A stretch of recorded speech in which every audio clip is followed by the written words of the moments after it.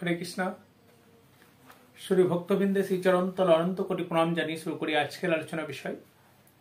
আজকের আলোচনা বিষয় মহারানী মন্দোদরীর পূর্বের জন্মের কাহিনী, অর্থাৎ একজন ব্যাঙ থেকে তিনি কিভাবে মহারানীতে পরিণত হলেন, বা তিনি পূর্বজন্মের কোন শাপের কারণে ব্যাঙে রূপান্তরিত হয়েছিলেন এবং সেখান থেকে কোন পুণ্যর কর্মে তিনি আবার মহারানীতে পরিণত হলেন।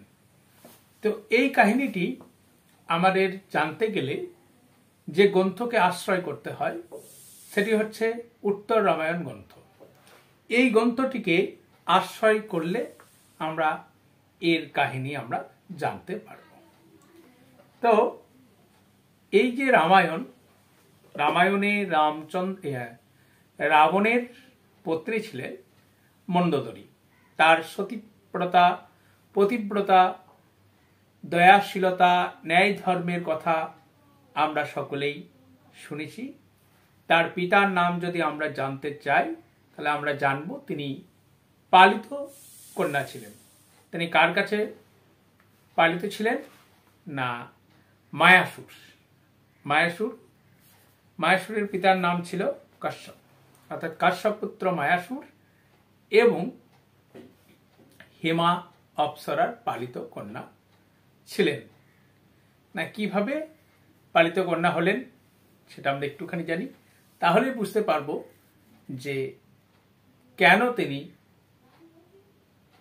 ব্যাঙ থেকে সুন্দরী রমণীতে পরিণত হলেন এবং মহারানী হলেন।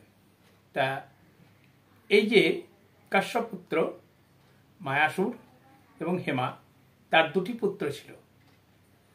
তাদের চিন্তাভাবনা হলো যে একটি কন্যা সন্তান লাভ করতে হবে। সেই জন্য তারা সাধনা করতে লাগলেন কার? স্বয়ং মহাদেব, অর্থাৎ দেবাদিদেব মহাদেবের সাধনা করতে লাগলেন। অপরদিকে কৈলাসে কি ছিল না, মধুরা নামে এক অপ্সরী ছিলেন। তিনি শিবের পূজা দিতে, অর্থাৎ মহাদেবের পূজা দিতে কৈলাসে যাচ্ছিলেন।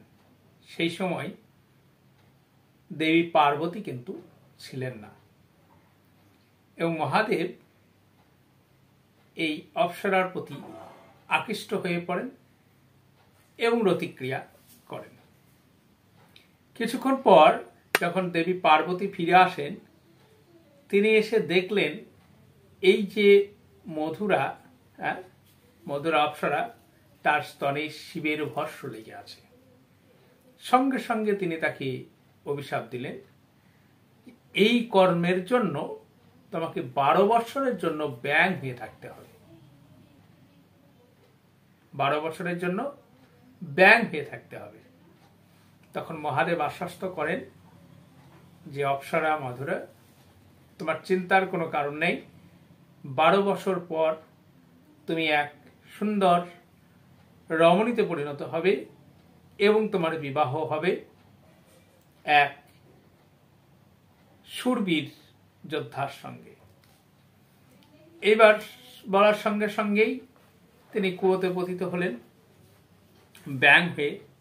12 বছর যখন অতিবাহিত হলেন তখন তিনি তখন সুন্দর রমণীতে রূপান্তরিত হলেন এবং তিনি বাঁচাও করে চিৎকার করছেন, সাহায্য করো করে।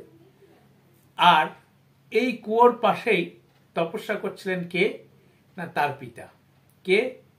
না, আমি আগেই বললাম কাশ্যপ পুত্র মায়াসুর এবং হেমা অপ্সরী। তারা তার চিৎকার শুনে তাকে সেখান থেকে উদ্ধার করে ঘরে নিয়ে আসে এবং তারপর থেকে তিনি পালিত কন্যা হলেন। তাহলে একসঙ্গে এরও শাপ মুক্তি ঘটল, মধুরা সুন্দরী রমণী পরিণত হয়ে গেল 12 বছর পর। আর এই যে মায়াসুর এবং হেমা, এরা এক কন্যা সন্তানের জন্য তপস্যা করছিল, এদেরও তপস্যা পূর্ণ হলো, পালিত কন্যা। এবার রাবণ বিশেষ কাজে মাঝে মধ্যেই কিন্তু মায়াসুরের কাছে আসতেন, অসুস্থ, এবং সেই সূত্রে তিনি এই মন্দোদরীকে দর্শন করেন। এক কথায় বলা যায় লাভ অ্যাট ফার্স্ট সাইট। রাবণ মন্দোদরীর প্রেমে পড়ে যান এবং তাকে বিবাহ করেন।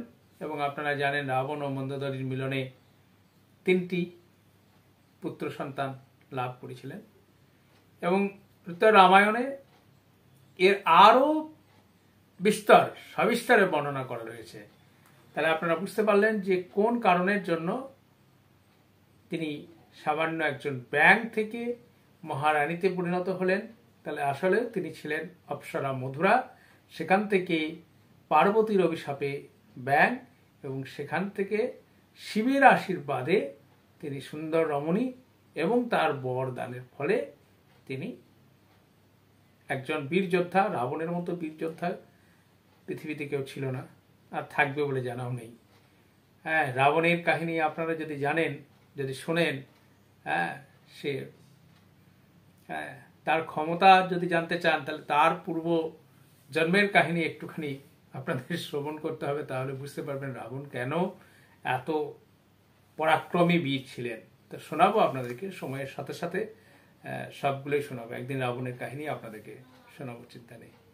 তো এই ছিল মোটামুটি আজকের আলোচনার বিষয়। যদি ভালো লেগে থাকে এবং যুক্তিপূর্ণ বলে মনে হয়ে থাকে, অবশ্যই চ্যানেলটিকে সাবস্ক্রাইব করবেন, যাতে আরও এই ধরনের যুক্তিপূর্ণ শাস্ত্রনিষ্ঠ আলোচনা পেতে চ্যানেলটির সঙ্গে থাকুন। ধন্যবাদ। গোবিন্দ আপনাদের মঙ্গল করুন, এই প্রার্থনাই করি। হরে কৃষ্ণা।